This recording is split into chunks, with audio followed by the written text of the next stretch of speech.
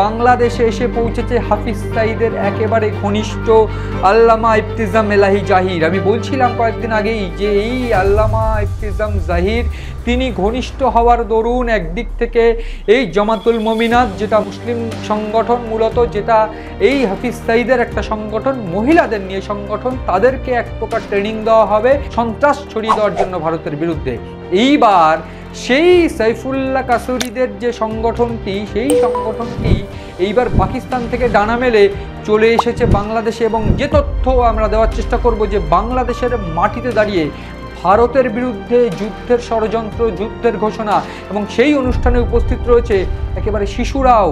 এবং এই যে ভিডিও বা যে তথ্য আমাদের কাছে উঠে এসেছে, এবং সেই তথ্যে এটা পরিষ্কার যে পাকিস্তান এই মুহূর্তে দাঁড়িয়ে বাংলাদেশের মাটি ব্যবহার করে ভারতের বিরুদ্ধে ষড়যন্ত্র করবে। আমি একটা সমীকরণ বা ইকুইভ্যালেন্ট যে পরিস্থিতি আমি বোঝানোর চেষ্টা করছিলাম সাম্প্রতিককালে একটা বেশ কয়েকটা অনুষ্ঠানের মাধ্যম দিয়ে, যে বাংলাদেশে আইএসআই ঘাঁটি গেড়েছে। এবং আইএসআই ঘাঁটি কেন গাড়ল হঠাৎ করে? কেন সাহির শামসুদ মির্জা, যিনি কিনা ফিল্ড মার্শালের উচ্চপদস্থ, যিনি কিনা আসিফ মনিরের উচ্চপদস্থ একজন কর্তা, তিনি এসে পৌঁছলেন বেশ কয়েকজন আধিকারিককে নিয়ে চিকার্সনেগ এলাকা ঘুরে দেখলেন। ঘুরে দেখে তিনি আইএসআই এর ঘাঁটি স্থাপন করার যে ভিত্তিপ্রস্তর তিনি একেবারে স্থাপন করে গেলেন। এইখানেই তো প্রশ্ন উঠেছিল যে কেন, এবং তারপরে এই যে তথ্য উঠে আসছে আমরা সাম্প্রতিককালে দেখেছিলাম বা বারবার করে বলছিলাম, একটা ফান্ডিং কিন্তু আইএসআই পাচ্ছে এবং সেইখান থেকে জঙ্গিবাদ পুনঃস্থাপন করার চেষ্টা করছে।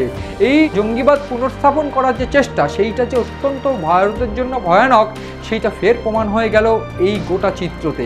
এবং প্রাথমিকভাবে আমি একটু বলে রাখার চেষ্টা করব যে বাংলাদেশে বা পাকিস্তানে এই দুটো দেশ এই মুহূর্তে এমন একটা অরাজকর পরিস্থিতির মধ্যে রয়েছে, এই দুটো দেশে জঙ্গিবাদ একেবারে সহজলভ্য। আমি একে একে ধাপে ধাপে বলার চেষ্টা করব। প্রাথমিকভাবে আমি বলার চেষ্টা করব যেটা 30শে অক্টোবর পাকিস্তানের খায়েরপুর তামেওয়ালিতে এক সভাতে গিয়ে লস্কর কমান্ডার সাইফুল্লাহ সাহিব ভারতের বিরুদ্ধে খোলাখুলিভাবে জিহাদের ডাক দেন এবং ঘোষণা করেন আমাদের জনগণ অর্থাৎ পূর্ব পাকিস্তান অর্থাৎ বাংলাদেশ একেবারে স্বয়ংক্রিয়ভাবে ভারতকে জবাব দিতে প্রস্তুত। এই কথা 30শে অক্টোবর বলা হচ্ছে, এবং 30শে অক্টোবর বলা হচ্ছে অর্থ এইখানে একটা ষড়যন্ত্র দানা বাঁধতে শুরু করেছিল।